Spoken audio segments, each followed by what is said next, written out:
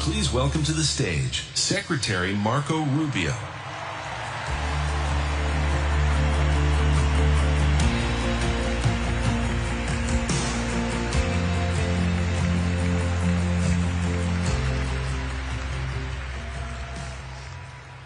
About maybe 10 or 12 years ago, a person I knew very well, had been very helpful to me in my campaigns when I was in the Senate, came to me and said she had met this very impressive young man, and he was going to start this group to go on college campuses and try to convince young Americans that ours is the greatest country in the history of the world and that Marxism was bad.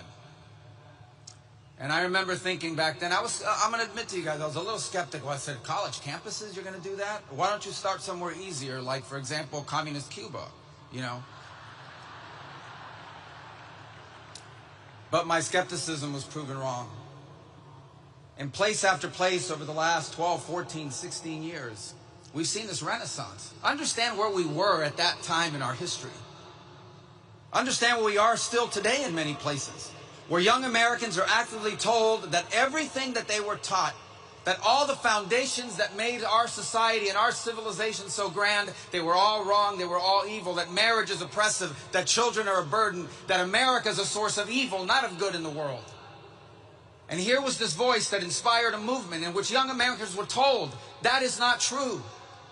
The highest calling we are called to is to be in a successful marriage and to raise productive children.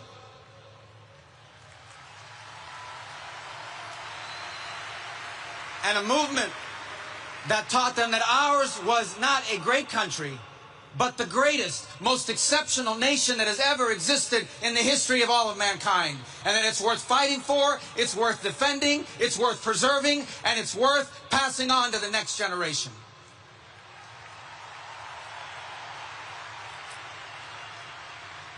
This was the mission and the work of Charlie Kirk.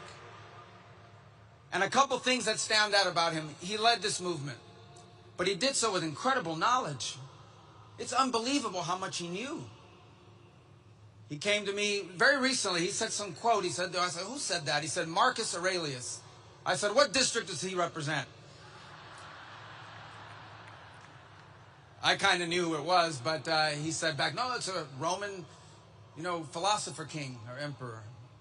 His incredible knowledge. Let me tell you that one of the last messages I had with him was just a few days before his passing, where he wrote me from overseas, I'm in South Korea, I have many concerns I want to share with you when I get back. He was constantly expanding his horizons, but he just didn't have knowledge. He had wisdom, an uncanny amount of wisdom for a man as young as he was.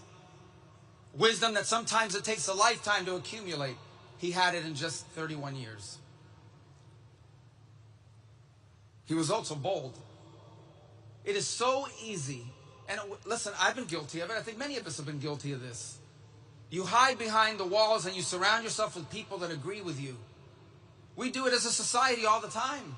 Increasingly, people are moving into neighborhoods with other people that agree with them politically and isolate themselves from people that do not agree with them. But Charlie Kirk was bold. He actively sought out to engage peacefully, respectfully, those who he disagreed with. As recently as 2 days ago, we learned of one of the hosts on CNN who said that one of the messages he had gotten just a few days before Charlie's passing was from him, inviting him to dialogue. And he did this on campuses, he did this on podcasts, he did this on radio shows, he did this on television shows. Time and again, he sought to engage those he disagreed with because he understood that we were not created to isolate ourselves from one another, but to engage. The irony in all this is that what our nation needs, one of the many things it needs, is the ability to discuss our differences openly, honestly, peacefully, respectfully. And Charlie Kirk did that more than anyone alive in America today is doing.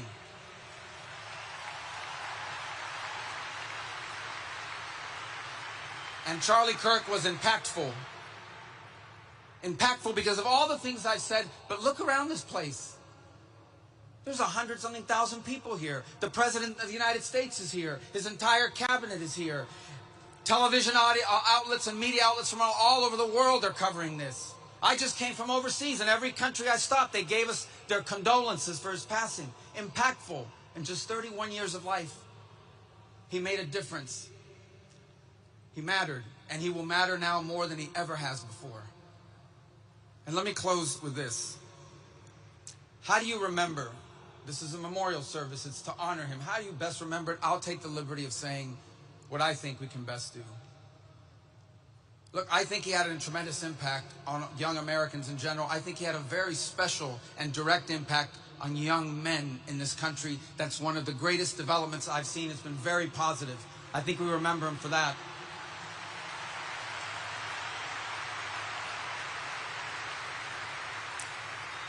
I think we remember him for constantly saying, you want to live a productive life, get married, start a family, love your country. These are powerful messages.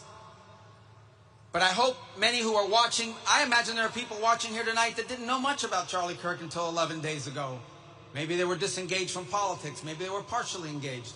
I hope one of the things they take from this is that the movement Charlie Kirk led and started and gave fuel to was about politics, but not only about politics. It was deeper. It was broader.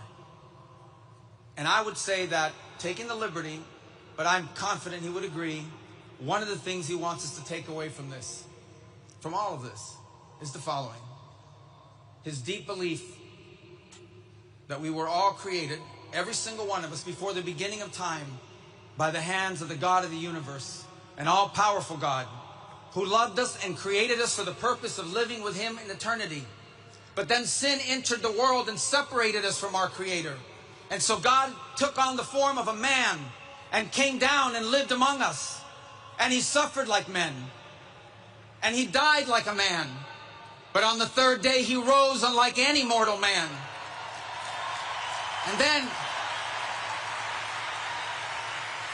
And to prove any doubters wrong, he ate with his disciples so they could see, and they touched his wounds.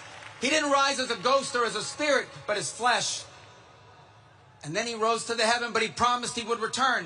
And he will. And when he returns, because he took on that death, because he carried that cross, we were freed from the sin that separated us from him. And when he returns, there will be a new heaven and a new earth, and we will all be together, and we are going to have a great reunion there again with Charlie and all the people we love.